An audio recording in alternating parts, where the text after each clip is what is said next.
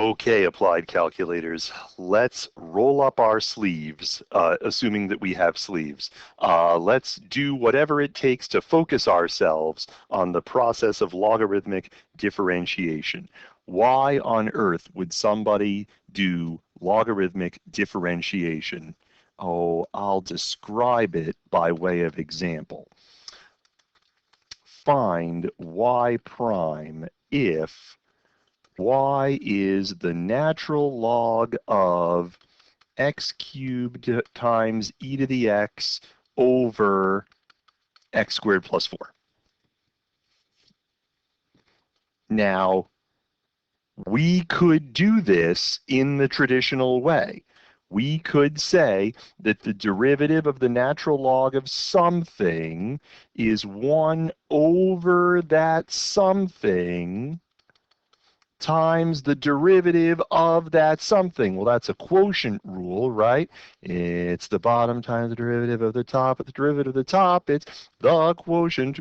The product rule is so much fun. It's 1 prime 2 plus 2 prime 1. And then we do the minus the top times the derivative of the bottom. Like, who wants to do that? Like, nobody wants to do that. So let's just pretend that all of this never happened, just never happened. We can use the properties of natural log to help us along, right? We can use the properties of natural log. So I wouldn't take this derivative by logarithmic differentiation. That's a process that's coming up in a moment, but I want to use this example to demonstrate why we would do such a thing. This is a quotient, this is a product. We have rules for logs of quotients and products. The log of a product is the sum of those logs, and the log of a quotient is the difference of those logs. So these are multiplied together and divided by that. Their logs are added together and then subtracted, which is great because when we go to find y prime, and I changed color because there's no calculus here, this is just algebra, but we can use the calculus to find the derivative, the derivative, the derivative,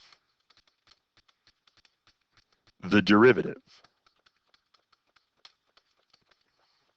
Each time the derivative of the natural log of something is 1 over something times the derivative of that something. 1 over the thing times the derivative of the thing, 1 over the thing times the derivative of the thing, 1 over the thing times the derivative of the thing. So this simplifies, this can become 1 fraction, but it doesn't have to. And that's the power that logarithms bring to us. So this is not logarithmic differentiation, but it lays the foundation for why we might do it here.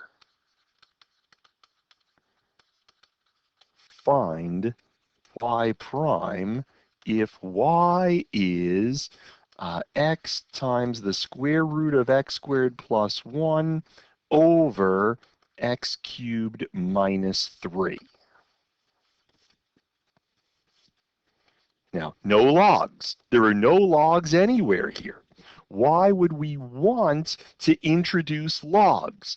Logs make things more complicated. No, logs were created some 400 or 500 years ago.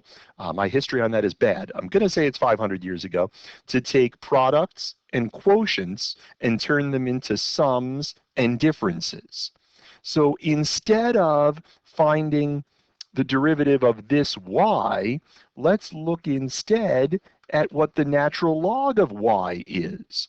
Well, the natural log of y is the natural log of this, and just like with example 1, that's a product, and that's a quotient.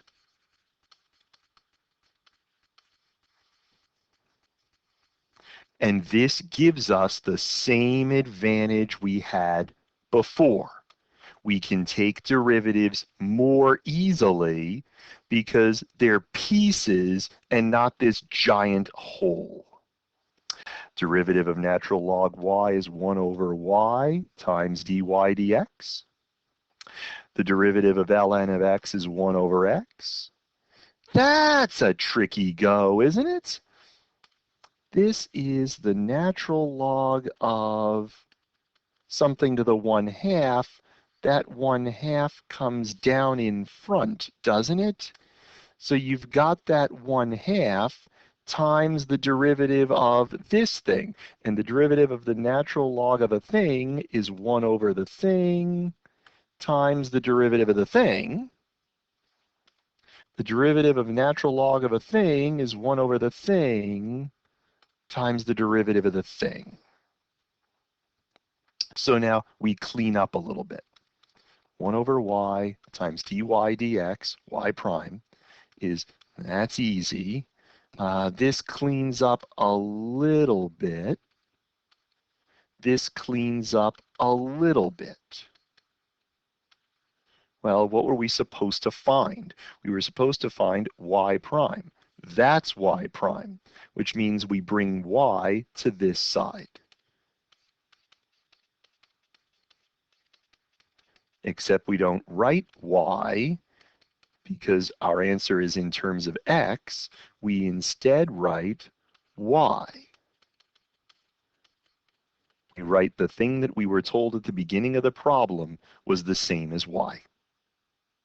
So it's this thing we figured out by using log properties times the original function. That's your game. I'll do one more.